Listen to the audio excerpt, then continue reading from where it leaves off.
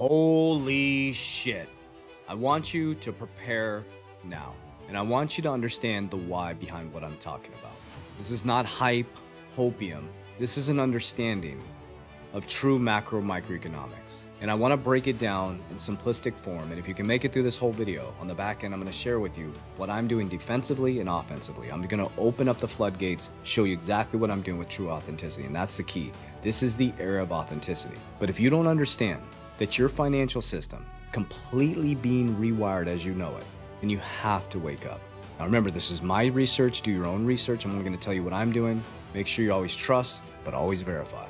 So I want to help you understand what the monetary system is and what it is not. How do you navigate through this? This is nothing new under the sun. So if you go back to 1907, before 1907, our money was attached to reality.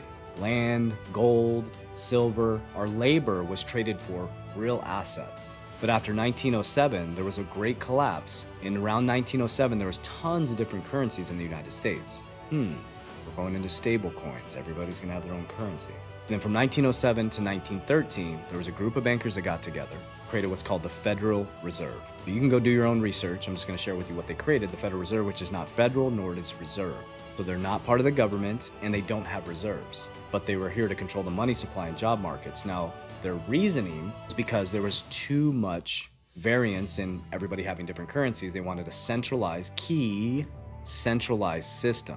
In 1913, they created Federal Reserve on December 23rd, 1913, when everybody was away for vacation, the holiday. So after 1913, Federal Reserve took over. And after 1913, your labor went from income in real assets to monetization in debt.